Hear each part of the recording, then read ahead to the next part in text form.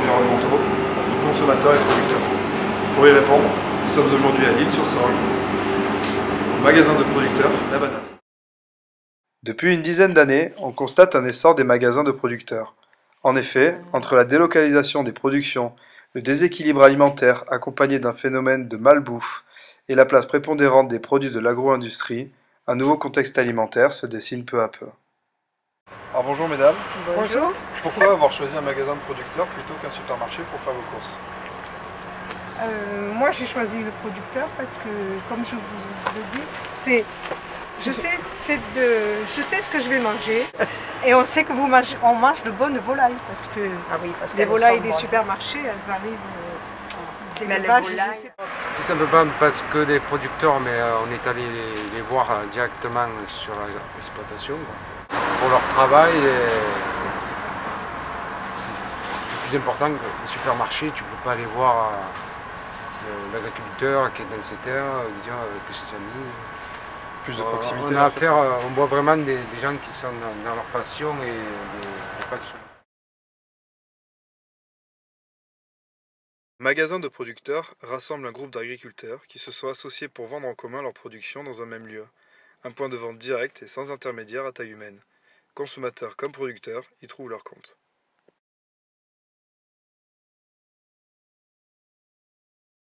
Tout d'abord, je fais partie de l'équipe, des quelques-uns qui ont créé le magasin. Je suis à l'origine de la création du point de vente collectif et parce que je pense qu'il faut qu'on maîtrise notre système de vente.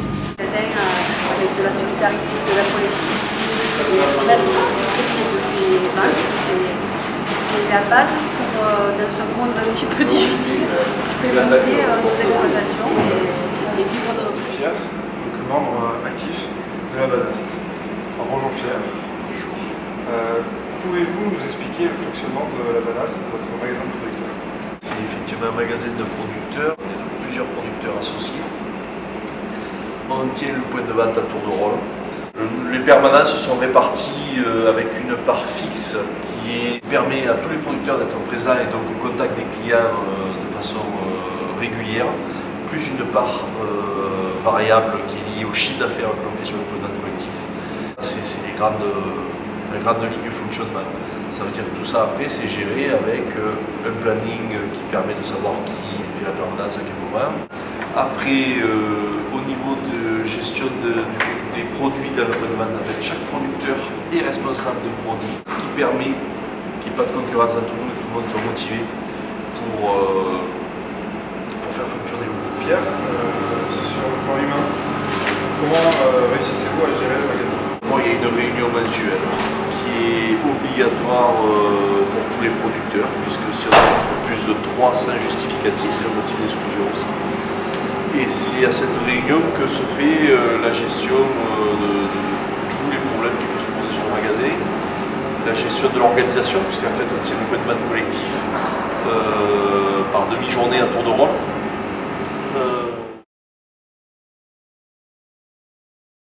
Cet engouement et cette croissance permettent le maintien d'une agriculture durable et surtout locale.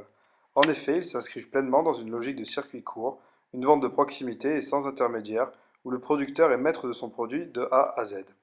Ces nouveaux échanges permettent une redistribution plus juste des revenus en améliorant les rendements et les marges de chaque producteur, ce qui favorise le sauvetage des exploitations agricoles et le maintien des emplois. Pierre, dernière question. Selon vous, quelles sont les difficultés que l'on peut rencontrer dans ce type de magasin? Déjà, ça va dépendre des personnes et de la cohésion du groupe, j'allais dire. Et des visions globales à court terme et à long terme du groupe et de la cohérence dans l'ensemble des producteurs. Des difficultés aussi, c'est avec l'éthique que l'on défend, arriver à avoir quand même une gamme de produits qui soit assez conséquente parce que ça veut dire planifier des productions et arriver à ce qu'elles arrivent à peu près au bon moment dans la planification. S'il y a 2 producteurs sur une production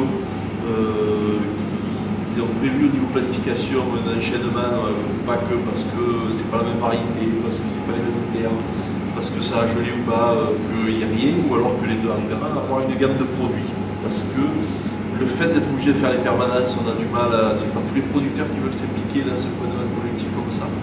Et donc la difficulté de trouver des producteurs qui soient prêts à s'impliquer jusqu'au bout, jouer le jeu, et du coup avoir une gamme de produits conséquente.